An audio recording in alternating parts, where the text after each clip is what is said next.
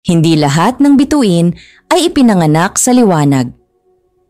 Ipinanganak si Herman Molina Moreno o mas kilala bilang Kuya Germs noong Oktubre 4, 1933 sa Maynila. Sa simula pa lamang, puno na ng hirap ang kanyang buhay. Bata pa lamang siya nang pumanaw ang kanyang amang si Jose Moreno, ikalbo, isang Kastilang Pilipino, kaya't naiwan silang mag-ina na nagsusumikap mabuhay sa gitna ng kahirapan. Bilang bata, naglako siya ng sampagita at naglinis ng sapatos sa mga lansangan ng Maynila upang makaraos sa araw-araw. Ang mga simpleng trabahong ito ang humubog sa kanyang kasipagan at katatagan na naging pundasyon ng kanyang tagumpay. Kahit hindi siya nakapagtapos ng mataas na edukasyon, hindi siya natinag sa pag-abot ng kanyang mga pangarap. Nagsimula ang kanyang paglalakbay sa entertainment bilang janitor at tagabunot ng telon o telonero sa Clover Theater, isang kilalang tahanan ng mga vaudeville show noon. Sa likod ng entablado, tahimik siyang natuto at humanga sa mga artista.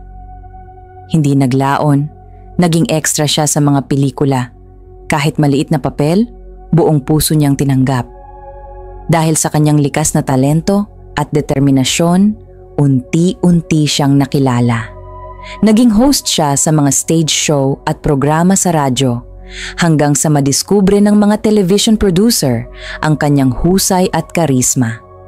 Sumabog ang kanyang kasikatan noong naging regular host siya ng GMA Super Show noong dekada 70. Dahil sa kanyang sigla at malasakit sa mga baguhang artista, tinagurian siyang Master Showman.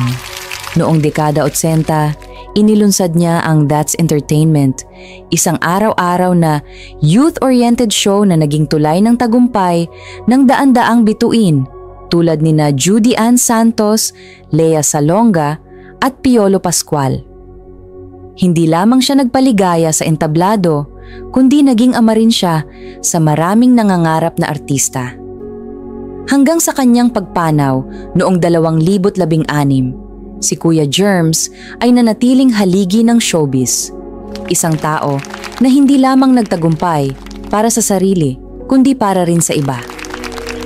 Ipinapaalala sa atin ng kwento ni Herman Moreno na ang kahirapan ay hindi hadlang, kundi pagsubok na kailangang lampasan.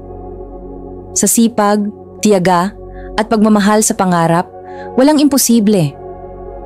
Ang kanyang kwento ay paanyaya para sa atin na huwag sumuko kahit gaano kaliit ang ating simula.